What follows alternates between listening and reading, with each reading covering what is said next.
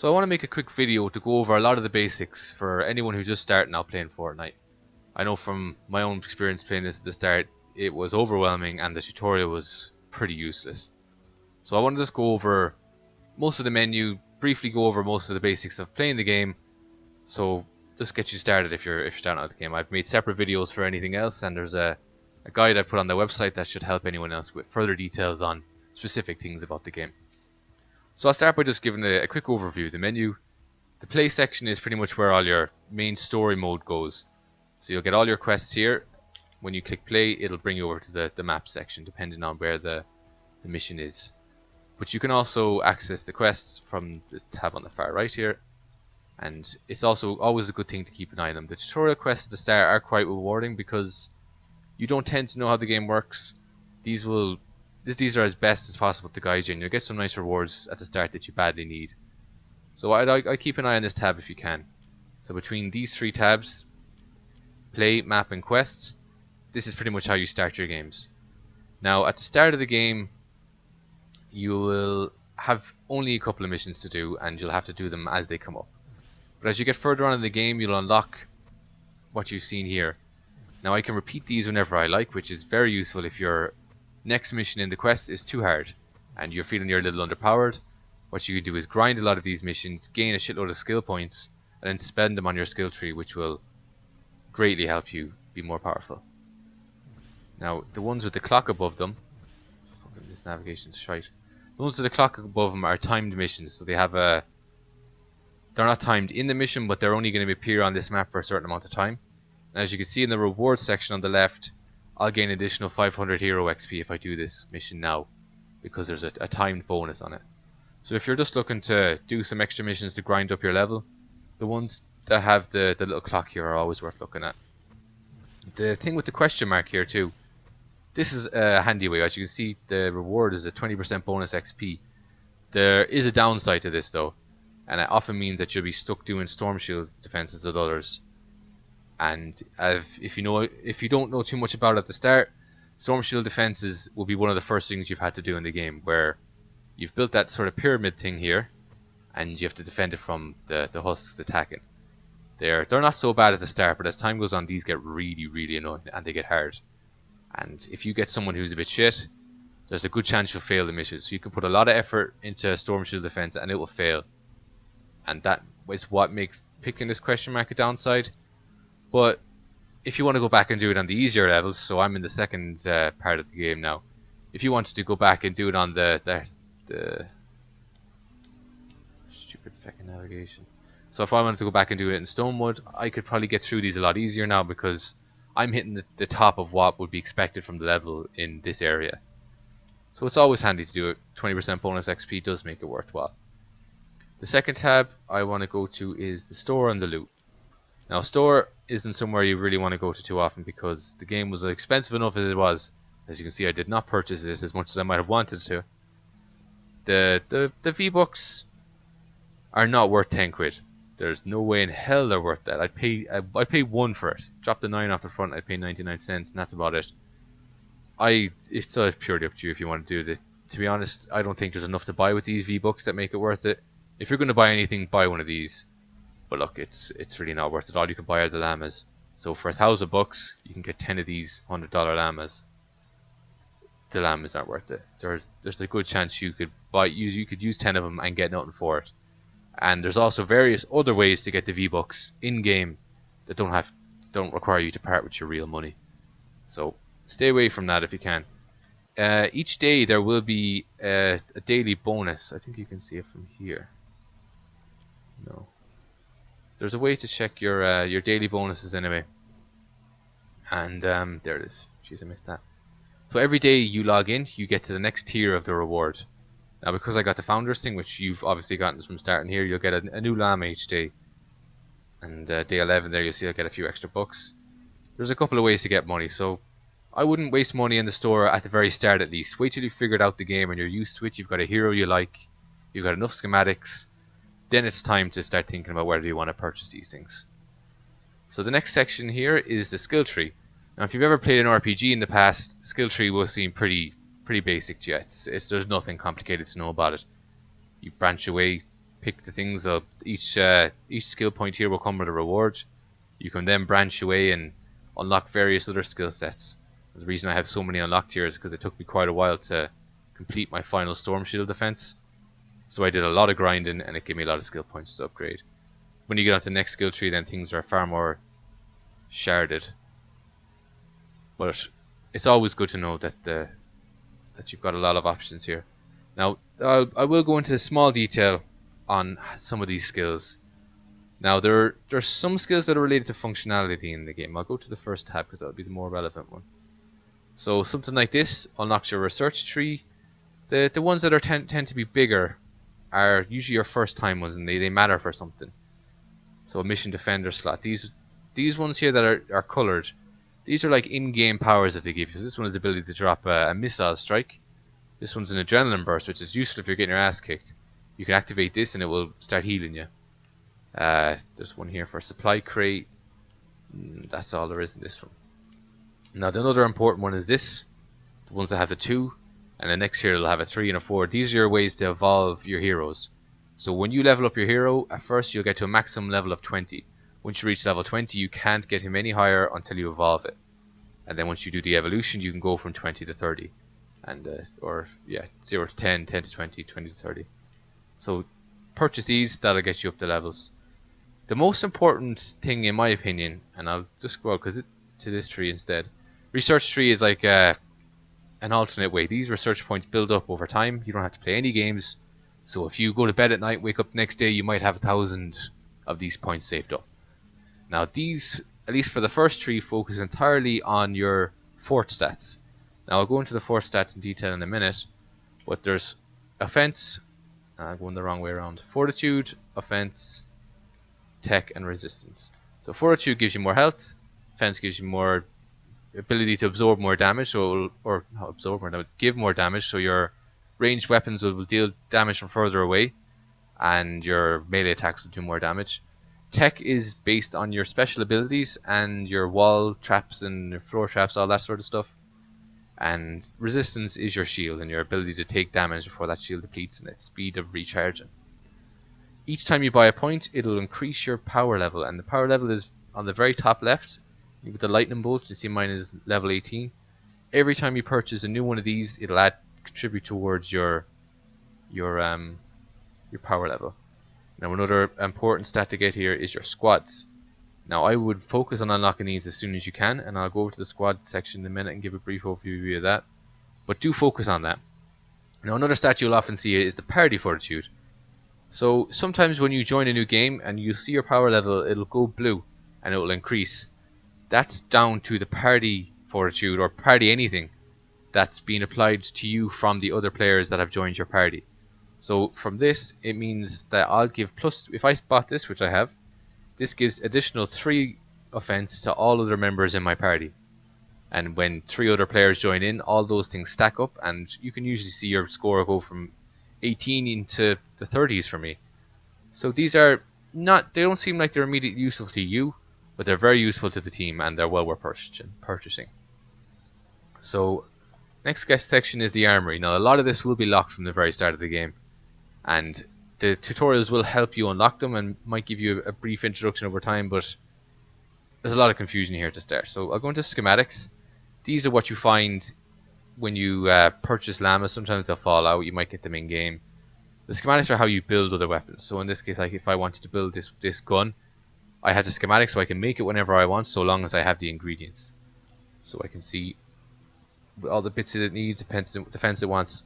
Now you can upgrade your weapons, and this schematic can be upgraded to make this weapon more powerful. So if I click evolve here now, I could turn this into a level 2 evolution. But a key thing to know about this is it's currently called the Copper Founders Raptor. Now if I evolve this, it becomes the Silver Founders Raptor. That's great because it makes it more powerful, but don't do this too soon because you don't find silver in the first area of the game. So what I mean by that is there's the first area of the game is called Stonewood. Now the only resource you're going to find here is copper. You may get a bit of silver now and then as a rare reward, but you don't find silver here. You find it in the next area, which is Plankerton, but in Stonewood you only find copper. So if you start upgrading all of your schematics to be silver weapons, and you're in an area that doesn't have any silver, you now have your most powerful schematic, and you'll never be able to build any of the... You'll never be able to construct the weapon because you never have their ingredients. So be slow about how you upgrade these. For me, I thought it was a good idea to get it to level 10, and then when you get onto the next area, evolve it. And I haven't got around to evolving it yet because I just don't have enough silver to really be able to maximize my use for that. Now often you will get duplicate schematics, and in the case here I have two of the same, two axes. You can recycle them, and when you recycle them here you'll get schematic XP and weapon designs. And weapon designs are used in evolutions. As you can see here, I need 2 weapon designs to evolve this weapon. So handy to use, but I wouldn't scrap them initially. There's other ways to spend these schematics first before you start scrapping them. And I'll go out to that next section. So all heroes, pretty self-explanatory. This is where your heroes live. You can have a look through them. Same here goes for defenders and all survivors. Now I never look into this tab pretty much because it's just so overcrowded. And if you ever want to upgrade a survivor, there's better ways to do it than doing it here. Resources, just a way to keep tabs of the kind of non-player inventory items you have. So if you pick up pieces of wood that are in your player backpack, your resources are stored here in this section. Now the collection book at first seems stupid and weird, and it seems like you're making a sacrifice to give up a rare schematic or give up a hero. But the rewards you get for these are really, really good, and I would suggest focusing on this as soon as you can. So what I have done for a lot of this is, as I get a lower... See, for starters, you're never ever going to want to construct a grey weapon. So if you find a grey, sell it. Now, very early in the game, you might want to keep your green ones. Greens can be useful at the start if you're finding it hard, but for me, I never had an issue, so I sold all my green ones immediately. Blues are a lot better. Now, the only time I ever sell a blue is if I have a purple. If I have some weapon or some machine gun or whatever in purple form, then I usually sell away all my, or at least stick all my schematics into this collection book. You get some really, really good rewards from leveling this up, so don't sell what you need, but if there's anything that you ever don't need, sell it immediately because it clears out space in your inventory and gives you a lot of really good rewards. So I would focus on this collection book as quick as you can. The transform section is, early on in the game, it's pointless. So for here, I have a ability to create a survivor, but it only allows me to create a rare survivor. So if I trade in this hero who's ridiculously high, all I'm going to get it back from it is a rare survivor. So for early on in the game, it's probably not worth wasting any of your points unless you have excess of something that you really don't need. It's just not worth doing. So for me, I would just ignore this section completely, especially if you're only going to get a rare item out of it. The only time you want to start doing things are when you get the transform keys for like epic and legendary, and even at then it's risky. So for me, I would just dodge this tab completely. It's a waste of time, waste of money. You're only going to end up giving away good pieces of equipment that you have in exchange for something that you might immediately need, but in the long term it's just not worth your while. So I would suggest staying away from that one. Now the final part is the most complex part of the game, and I have made a dedicated video to explaining this, and it's the squads. So if you want to, I'll go over this briefly just to give you the overview of the complete beginner's guide, but I would suggest you look up the full video on the heroes and squad section because this is complicated, and particularly at the start of the game you don't have enough gear or even need the slots unlocked to fully understand how it works and what the benefit of it is. But if you know the benefit from the start, you'll be able to plan a bit better, make sure you get the best out of everything. It looks like I have a little bit of reassigning to do here, but I'll start with the squad section. Well, actually I'll start here since it's in here. So the first tab is your hero. This is the one you want to pick. It doesn't necessarily need to be the highest level one. For example, this character here was the ninja. I don't like playing as ninjas, as you might guess from the name. Ninjas excel in close quarters. They're fast runners, they jump high, they're better at close quarters. Outlanders are good for salvaging goods, so they'll get you a bonus when you scrap stuff. Not as good at combat. Another ninja, the constructor. Now this would probably be my second favorite, but it may not be everyone's second favorite. The constructors are good at building stuff. You get a discount, you're able to build things faster. It's great for the base defenses and storm shield defenses, so it never hurts to have a high level constructor. It does get very difficult to maintain 2 high level characters at once. Now, if I pick a low level guy here, here's level 5. It costs me 150 XP to get him up to his next level. But if I were to go to my highest level, who's 41, it's 3,700 to get to the next level. So when you're really scrapping for every XP you can get, it does get difficult to have to, you know, split between two different high level characters. So for me, I just focus on the one, and I say Constructor would be my second best. Soldier is my favorite simply because it's good for all round combat, and particularly for this one, she has a lot of good. Let's see if I get a better view of it. She has a lot of good special attacks. So when they're going commando, really good. Frag grenade is also really good. But you can see the upgrades you get. If I get her to the 13 now, I get Shockwave, which I probably won't get for a while, simply because I have to get the upgrade in the node. The squad bonuses, that's something that will also be locked from the start, and it does get to be complicated, mainly because you may not have heroes that really fit the squad section. But there's two types of bonuses you get from a squad. There's a support bonus and a tactical bonus, and you get one from each. So as you can, here we go. So this character here on the left, he has a squad bonus called pre-planning. Now if I selected another hero who had a squad bonus, as say I put it here, it gets rid of my tactical bonus. So tactical bonus is on the right, support bonus on the left. They all vary. Pick the two that fit you the best once you get them, and that's up to you how you want to do it. The squads here, this is the most important tab in pretty much in the game. I see it as the survivor squads. Expedition squads are fairly pointless. Defender squads I never use because they're just a waste of time and a waste of ammo. What you really want to be doing is focusing on survivor squads. Now, every single hero has a certain level of fortitude, defense, resistance, and tech. So that's what you have by default. And as you can see on the left tab here, my fortitude 127, 127, 94, 77.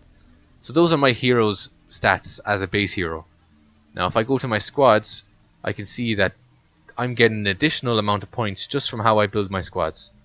So if I go into here and get a bit more detail, this hero is giving me 30, or this squad leader is giving me additional 32 health, 22 health, 16 health.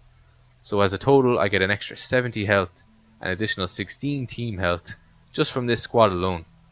Now as you can imagine, that's quite a lot. Offense here, an additional 75.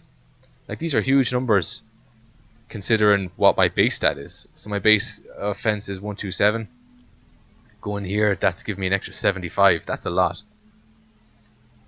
So you should really be thinking about this as often as you can, because there's a lot to gain from building up this squad. Now, I'm not going to go into the details on how to build these squads. You can view the other video for that. But don't underestimate this section, and don't sell your good team members for the collection book. Make sure you use them here and sell what's left over. Another good thing to know, which I don't suggest you use at the very start of the game, are your boosts. So if you go into the boost section here, there's a couple of different types of boosts you can have. So you can get a boost for yourself and a boost for your teammates. Now often I save my teammate boost for when I get stuck. So if I have a storm shield defense to do and I can't get it done, I go into global chat, someone will help me. So never underestimate that global chat at the bottom left here. If I get stuck on a storm shield, put out a message and I've always got someone to reply. Very, very useful. Now if someone is kind enough to help you out, what I always do in return is give them an XP boost. Now I don't have anyone in the team right now, but if there were more party members, I could select them, press X, and it will give them a boost of XP when they complete the level. It seems like a fair way to go. Now you can also apply a boost to yourself. So if I pressed X here now, I would apply one of my XP boosts. It gives me an additional 30%. So as you can see, the bottom 130%. Top right will show you how many of each you have left. I wouldn't use these at the start of the game. I know it gets attractive when your hero is a low level, but as time goes on, you might find you get a better hero. You might get a better something or whatever. Just don't spend these at the start, because the low level missions don't give you as much XP, and since this is a percentage and not a fixed value, you'll get more as you get better. So when you have a good hero and you get 2000 XP, or a low level hero you might get 1000, that 30% will give you an additional amount. So wait until you're a little more familiar with the game before you start spending your money on these XP boosts. So just let them build up. Yeah, these I'll just go in here and just explain what it is. What it allows you to do is to pick a hero from your squad, send them off to do something. You're going to pretty much spend 4 hours to get a couple of chunks of wood. Even later on, some of these ones they're all pretty crap. I don't think I've got anything good from them, and the requirements to win are nuts. Okay, I get 100% him, but he'd want to get it. But just I wouldn't waste your time with this. This is a pretty boring section of the game. This quest, yeah, I've gone over pretty much everything. As you get on a bit further, check your daily quests. There's always something nice in there, and you get V-Bucks for it. V-Bucks are very handy when you want to buy your llamas. Llamas are great. One thing to know about your llamas actually is every now and then if you hit it, it might turn silver. And if that happens, you're going to get something that's epic inside. If you hit it again and it turns gold, you're going to get at least one legendary item. And it does seem that it's quite common, so hopefully you get one. If you do, that means you're getting something legendary. Hold on to that because it's usually worth a lot of money. A lot of value to you in game if you have had this. For your skill trees, I don't really suggest any sort of pattern to go over it. For me, at least, I'm the research tree. I don't see any benefit of moving on. For this, it costs 1,600 and you get plus 5. For this one, an upgrade will cost me 800. So half, but I get 3. So you don't get double the amount of points for the double amount of research money. So for me, at least I'm going to maximize this tree with the exception of this because I don't see the point in these challenge or scavenging missions yet. As time goes on, they may become of more value. But make sure you get all the points you can, unlock your slots. The more slots you have unlocked on your squads, the more people you can assign. The more people you can assign means the more increase of points you get. So I'm obviously lost 4 here. If I could fill these up with more players, I could get a lot more XP or a lot more of the fort stats added onto my total points. So that's about everything I think you need to cover in terms of the main menu. I can make a separate video of going into the details of the game if it's ever needed, but for now I think the gameplay is fairly basic. It's the main menu that's the complicated part, so I think I've covered everything I need to cover here. So if anyone needs me to explain anything in better details, just leave a comment and I'll explain to you back in reply.